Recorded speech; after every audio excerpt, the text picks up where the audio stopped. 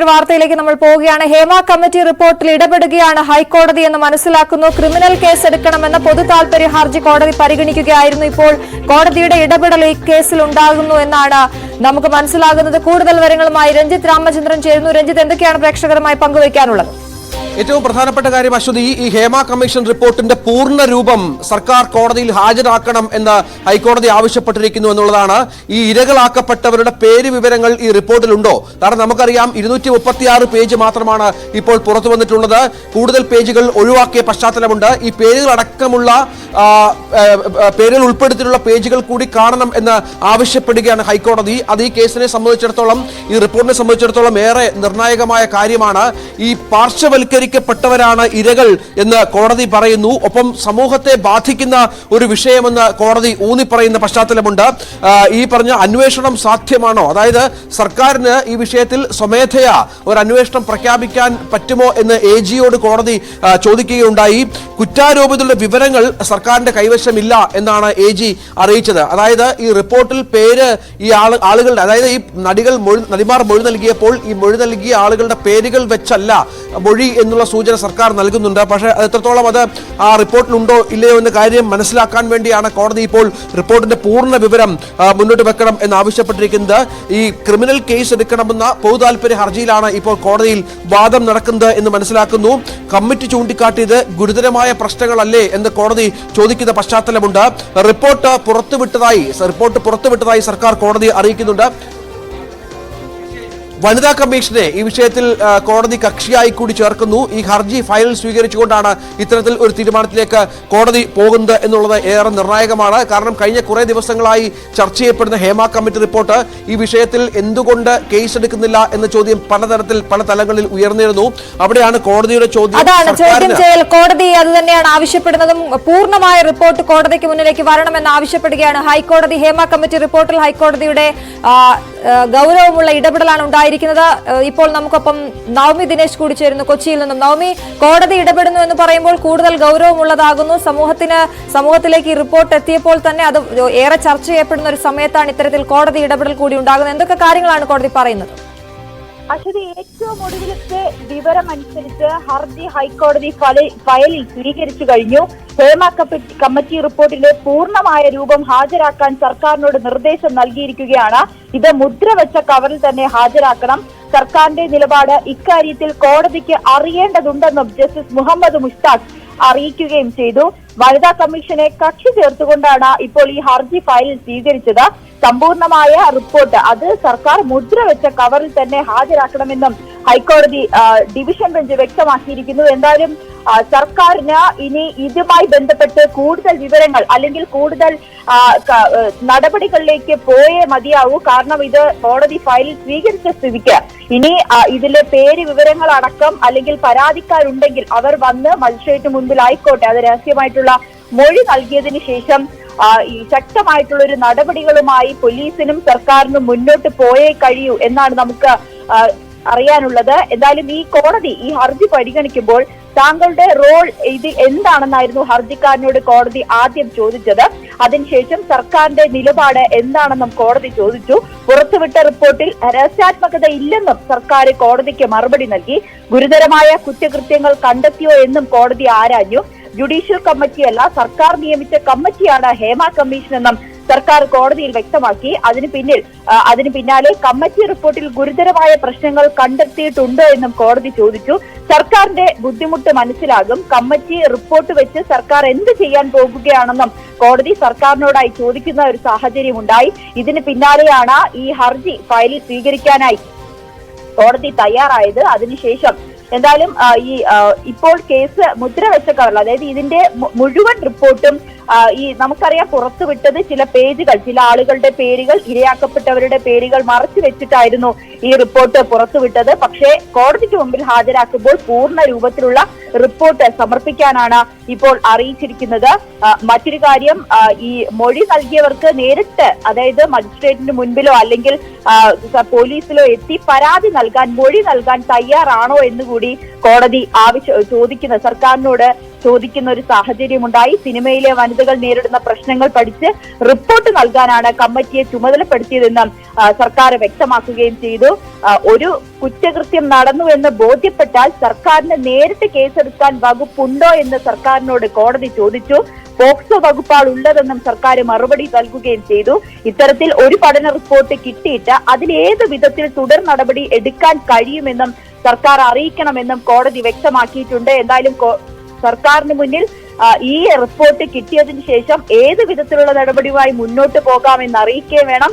മറ്റൊന്ന്, ഇതിന്റെ പൂർണ്ണ രൂപം മുദ്ര വെച്ച കവറിൽ തന്നെ സമർപ്പിക്കണം, കോടതിക്ക് മുൻപിൽ സമർപ്പിക്കണം എന്നും കൂടിയാണ് ജസ്റ്റിസ് മുഹമ്മദ് മുഷ്താഖ് ഈ ഹർജി പരിഗണിക്കുന്ന വേളയിൽ പറഞ്ഞിരിക്കുന്നത്. എന്തായാലും സർക്കാർ ഇതിന്റെ പൂർണ്ണ രൂപം, ഈ റിപ്പോർട്ടിന്റെ പൂർണ്ണ രൂപം സർക്കാർ കോടതിക്ക് മുൻപിൽ നൽകിയ മുദ്ര വെച്ച കവറിൽ സമർപ്പിച്ചേ കഴിയൂ. മറ്റൊന്ന്, ഇനി ഏത് വിധത്തിൽ ഈ റിപ്പോർട്ട് കിട്ടിയിട്ടും ഗുരുതരമായിട്ടുള്ള ആരോപണങ്ങളുള്ള ഈ റിപ്പോർട്ട് കയ്യിൽ കിട്ടിയിട്ടും ഏത് വിധത്തിലാണ് സർക്കാർ ഇനി മുന്നോട്ട് പോകാൻ തീരുമാനിച്ചിരിക്കുന്നത് എന്നുകൂടി അറിയേണ്ടതുണ്ട്. മറ്റൊന്ന്, പോലീസിന് നേരിട്ട് കേസെടുക്കാനാകുന്ന കുറ്റങ്ങൾ ഉണ്ടോ എന്നും കൂടി കോടതി ചോദിച്ചിട്ടുണ്ട്. റിപ്പോർട്ട് ഇപ്പോൾ പൊതുജന മധ്യത്തിലുണ്ടെന്ന് സർക്കാർ മറുപടി നൽകുകയും ചെയ്തു. എന്തായാലും ഇതുമായി ബന്ധപ്പെട്ട് കൂടുതൽ വിവരങ്ങൾ നമുക്ക് ലഭ്യമാകുന്നതേ ഉള്ളൂ. എന്തായാലും സർക്കാരിനെ സംബന്ധിച്ച് ഇനി ഈ റിപ്പോർട്ടുമായി ബന്ധപ്പെട്ട് കേസെടുക്കണം, അല്ല എന്നുണ്ടെങ്കിൽ തുടർ നടപടികളുമായി മുന്നോട്ട് പോയേ കഴിയൂ. അതെന്ത് നടപടിയാണ് ഇനി സ്വീകരിക്കുക എന്നുള്ളത് ഉടനെ തന്നെ കോടതിയെ അറിയിക്കുകയും വേണം. തീർച്ചയായും നവമി, ഞാൻ നവമിയിലേക്ക് വരാം. രഞ്ജിത്തിലേക്ക് ഒരിക്കൽ കൂടി പോവുകയാണ്. രഞ്ജിത്ത്, ഈ കോടതി ചോദിച്ചിരിക്കുന്നത് ഏറ്റവും പ്രധാനപ്പെട്ട ഗൗരവമുള്ള വിഷയമാണ്. ഇനി എന്ത് നടപടിയാണ് ഇതിൽ സർക്കാർ സ്വീകരിക്കാൻ പോകുന്നത് എന്ന് സർക്കാരിനോട് കോടതി ചോദിക്കുമ്പോൾ സർക്കാർ അതിന് മറുപടി പറയേണ്ടി വരും. ഹേമ കമ്മിറ്റി റിപ്പോർട്ടിൽ ഒരു വലിയ വിഷയം, സിനിമാ മേഖലയിൽ സ്ത്രീകൾ അനുഭവിച്ച വലിയ ദുരിതം, അത് പൊതുമധ്യത്തിലേക്ക് വന്നിരിക്കുന്നതോടെ ഈ കേസ് അവസാനിക്കുന്നില്ല, അല്ലെങ്കിൽ ആ വിഷയം അവസാനിക്കുന്നില്ല എന്നുള്ളതിനുള്ള തെളിവാണ് കോടതി ചോദിച്ചിരിക്കുന്നത്. ഇനി എന്താണ് ചെയ്യാൻ കഴിയുക? ഇതിൽ കേസ് എടുക്കാനാകുമോ? അത് മാത്രമല്ല, മറച്ചു വെച്ചിരിക്കുന്ന കാര്യങ്ങളൊന്നും അങ്ങനെ മറച്ചു വെക്കേണ്ടതല്ല, അത് പുറത്തേക്ക് വരണം. ഇപ്പോൾ അബിൻ വർക്കി നമുക്കൊപ്പം ചേരുന്നു ടെലിഫോൺ ലൈനിൽ. അബിൻ, ഇപ്പോൾ കോടതി ഇടപെടുകയാണ് ഹേമ കമ്മിറ്റി റിപ്പോർട്ടിന്മേൽ. എന്താണ് ഇനി ഇതിൽ സർക്കാർ ചെയ്യാൻ പോകുന്നതെന്ന് കോടതി ചോദിക്കുകയാണ്. സമൂഹത്തെ ബാധിക്കുന്ന വിഷയമാണ് ഇത് എന്ന് കോടതി പറയുന്നു. ഒപ്പം പാർശ്വവൽക്കരിക്കപ്പെട്ടവരാണ് ഇരകളെന്നും കോടതി പറയുന്നുണ്ട്. എന്താണ് തോന്നുന്നത് താങ്കൾക്ക്? തീർച്ചയായിട്ടും സർക്കാർ ഇതിനകത്ത് തുടരുന്ന ഒളിച്ചുകളിയുണ്ട്. ആ ഒളിച്ചുകളി വളരെ വ്യക്തമായിരുന്നു.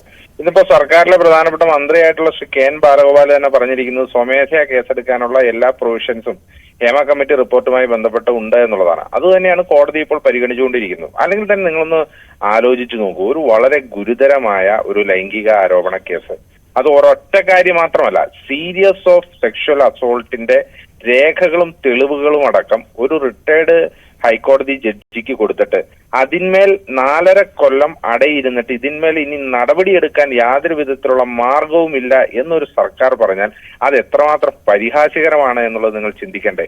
കാരണം ഇത് വളരെ വ്യക്തമായിട്ട് ആ റിപ്പോർട്ടിൽ തന്നെ 66 പേജ് മുക്കി ഉന്നതരായ ആളുകളെ രക്ഷിക്കാൻ നോക്കിയ ഈ സർക്കാർ നടപടി, ആ 66 പേജ് മുക്കിയിട്ടും പേരുള്ള ആള് മന്ത്രി KB ഗണേഷ് കുമാർ ഇപ്പോഴും മന്ത്രിസഭയിൽ ഇരിക്കുകയാണ്. അത് ഒന്നാമത്തെ കാര്യം. 2, എന്തിനാണ് സർക്കാർ ഈ വേട്ടക്കാരോടൊപ്പം നിൽക്കുന്നത്? ഇവിടെ ഇരകളായവർക്ക് നീതി ലഭിക്കണം, അല്ലെങ്കിൽ അവരുടെ ഒപ്പമാണെന്ന് മുഖ്യമന്ത്രി പരസ്യമായി പറഞ്ഞിട്ട് വേട്ടക്കാർക്ക് വേണ്ട എല്ലാ സഹായവും ചെയ്യുവാണ് സർക്കാർ ഇപ്പോൾ ചെയ്യുന്നത്. ഇതുവരെയുള്ളത് മുഴുവൻ അങ്ങ് പോട്ടെ, നാളെ മുതൽ നമുക്ക് ഈ സിനിമാ മേഖലയെ അങ്ങ് ശരിയാക്കാം. അതുകൊണ്ട് ഇരകളെയും വേട്ടക്കാരെയും എല്ലാം ഒരുമിച്ചിരുത്തി നമുക്കൊരു കോൺക്ലേവ് നടത്തി ഇതെല്ലാം കോംപ്ലിമെന്റ്സ് ആക്കാമെന്ന് സർക്കാർ കരുതിയാൽ അത് നടക്കാൻ പോകുന്നില്ല.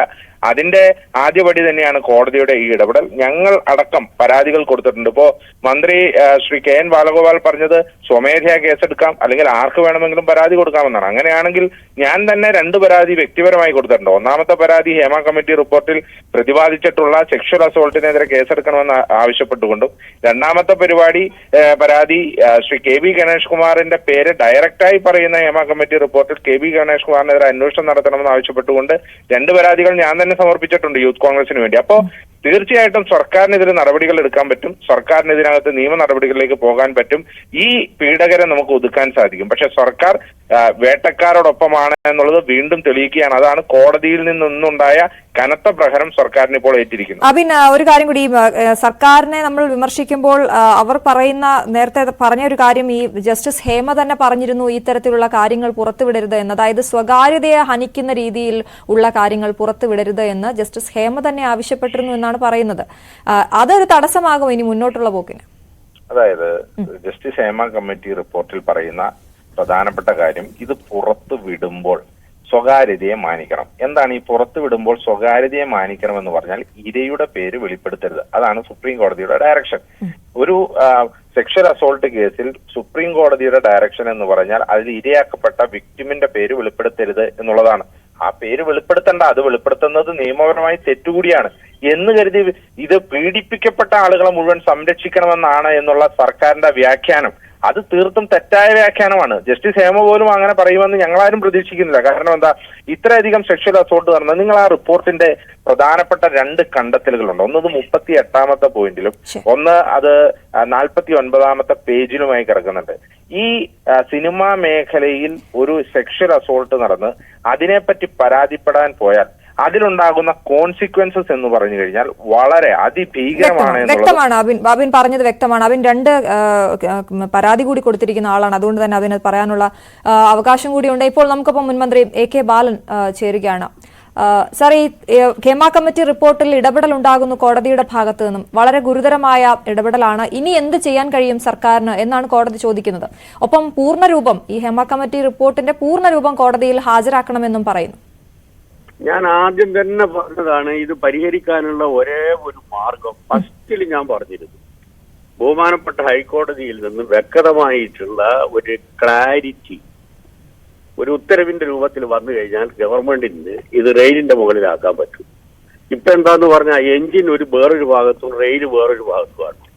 ഈ റെയിലിന്റെ മുകളിൽ ഈ എഞ്ചിൻ വരണമെങ്കിൽ, അതായത് നിയമത്തിന്റെ മുമ്പിൽ ഈ കാര്യങ്ങൾ പരിശോധിക്കപ്പെടണമെങ്കിൽ ബഹുമാനപ്പെട്ട ഹൈക്കോടതിയുടെ വ്യക്തമായിട്ടുള്ള ഉത്തരവ് വേണമെന്ന് ഞാൻ ആദ്യം തന്നെ പറഞ്ഞതാണ്. അത് പറയാനുള്ള കാരണം, ഉമ്മൻചാണ്ടി കേസിന്റെ അകത്ത് ബഹുമാനപ്പെട്ട ഹൈക്കോടതി പറഞ്ഞത്, നിങ്ങൾ എൻക്വയറി കമ്മീഷൻ റിപ്പോർട്ടായാലും ശരി, സാധാരണ നിലയിലുള്ള ഫാക്ട് ഫൈൻഡിങ് റിപ്പോർട്ടായാലും ശരി, കമ്മീഷന്റെ തെളിവെടുപ്പിന്റെ ഭാഗമായി രൂപപ്പെടുന്ന റിപ്പോർട്ടിന്റെ അടിസ്ഥാനത്തിൽ കോഗ്നിസൻസ് എടുക്കാൻ പറ്റില്ല, അന്വേഷിക്കണം.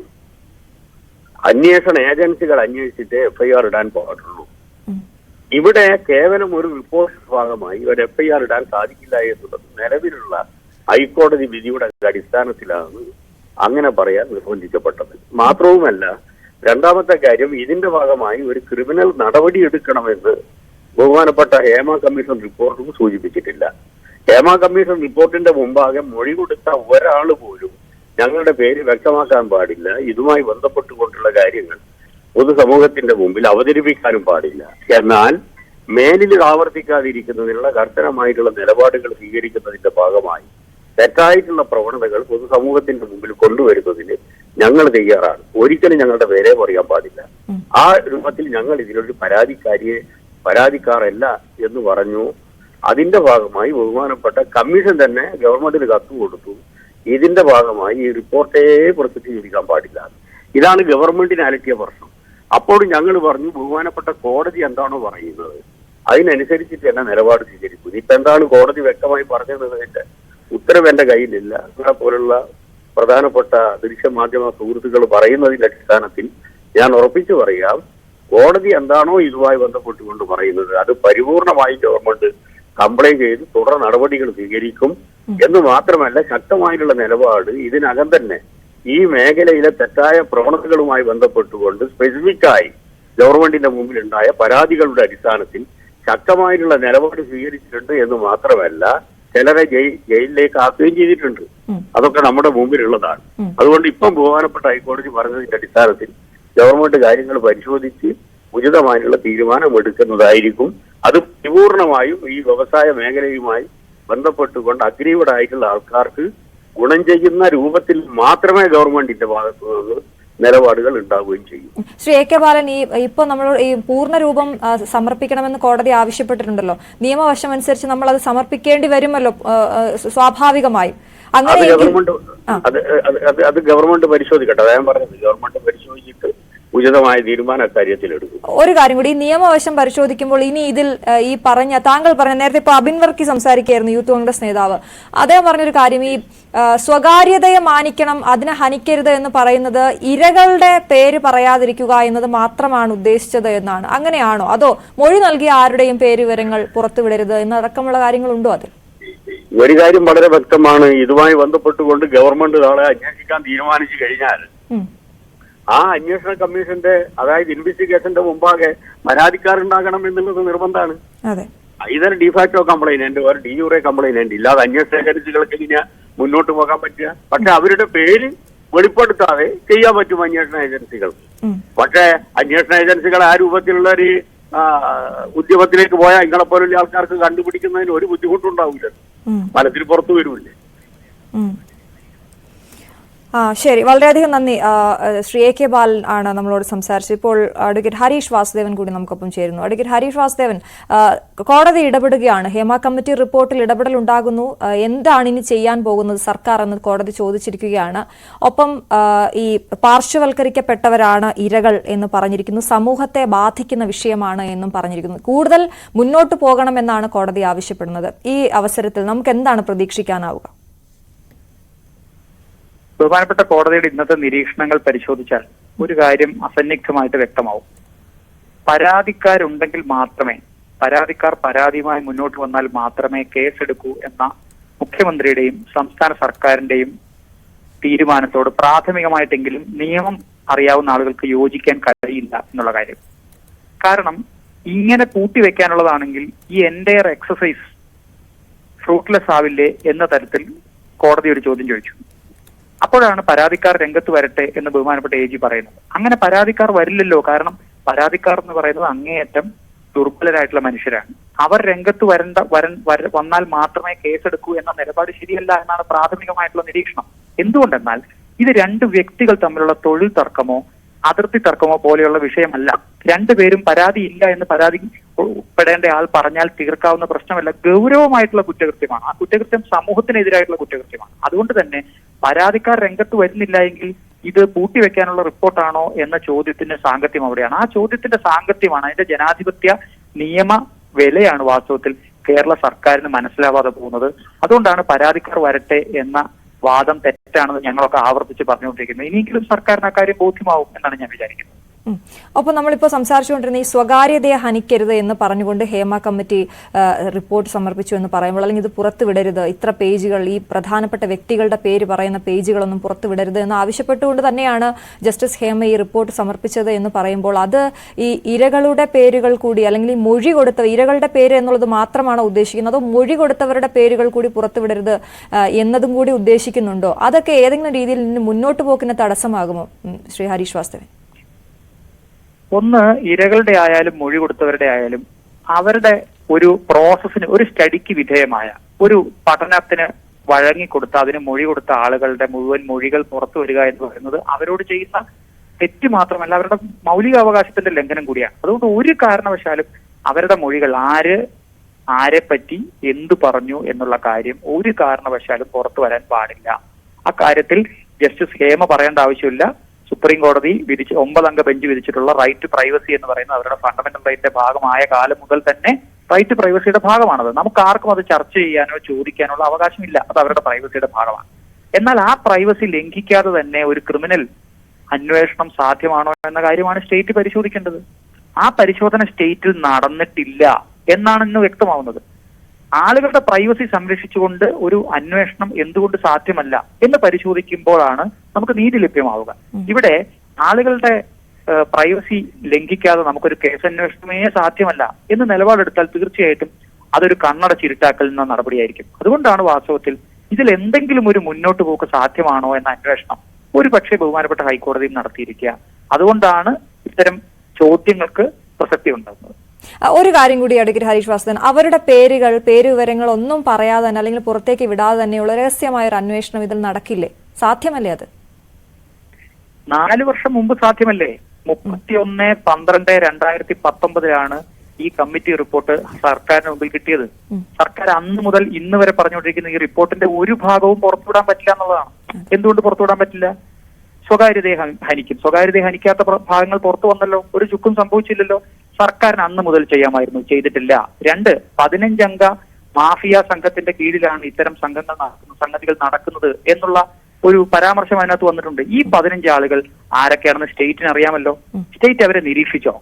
കഴിഞ്ഞ 4.5 വർഷക്കാലമായി ഇതിൽ പെട്ട ഏതെങ്കിലും ഒരു പ്രതിയാക്കപ്പെടാൻ സാധ്യതയുള്ള ആൾ എന്തെങ്കിലും തരത്തിൽ പുതിയ ആരോടെങ്കിലും എന്തെങ്കിലും ക്രൈം ചെയ്തതായി സർക്കാർ പരിശോധിച്ചോ? അവർ വീണ്ടും സിനിമ പിടിച്ചിട്ടുണ്ടാവുമല്ലോ. അവിടെ സിനിമ ചാൻസ് ചോദിച്ചു വന്ന ആളുകളോട് വീണ്ടും കാസ്റ്റിംഗ് കൗച്ചിനെ പറ്റി പറഞ്ഞിട്ടുണ്ടാവുമല്ലോ. പല പുതിയ വിക്ടിംസും ഈ റിപ്പോർട്ട് വന്ന ശേഷവും പുതിയ വിക്ടിമുകൾ ഉണ്ടായിട്ടുണ്ടാവാൻ സാധ്യതയില്ലേ? സ്റ്റേറ്റ് എന്തെങ്കിലും ചെയ്തോ പ്രിവെൻഷൻ ഓഫ് ക്രൈമിന് വേണ്ടിയിട്ട്? പ്രിവെൻഷൻ ഓഫ് ക്രൈം എന്ന് പറയുന്നത് സ്റ്റേറ്റിന്റെ ഉത്തരവാദിത്വമല്ലേ? എന്തെങ്കിലും ചെയ്തോ? നിയമസഭയിൽ കഴിഞ്ഞ ജൂൺ മാസത്തിൽ ഒരു ചോദ്യം ചോദിച്ചു. അനൂപ് ജേക്കബിന്റെ ചോദ്യത്തിന് മറുപടിയായി സർക്കാർ പറഞ്ഞത് ഈ കമ്മിറ്റി റിപ്പോർട്ടിൽ അടങ്ങിയ സംഗതികൾ എങ്ങനെ നടപ്പാക്കണം എന്ന് പഠിക്കാൻ ഞങ്ങൾ വേറൊരു കമ്മിറ്റിയെ 2023 നിയോഗിച്ചു എന്നാണ്. 2019 മുതൽ 2023 വരെ ഈ സർക്കാർ ഇതിന്റെ പുറത്ത് അടയിരുന്ന് ഉറങ്ങിയത് എന്തിനാണ് എന്ന ചോദ്യം പ്രസക്തമല്ലേ?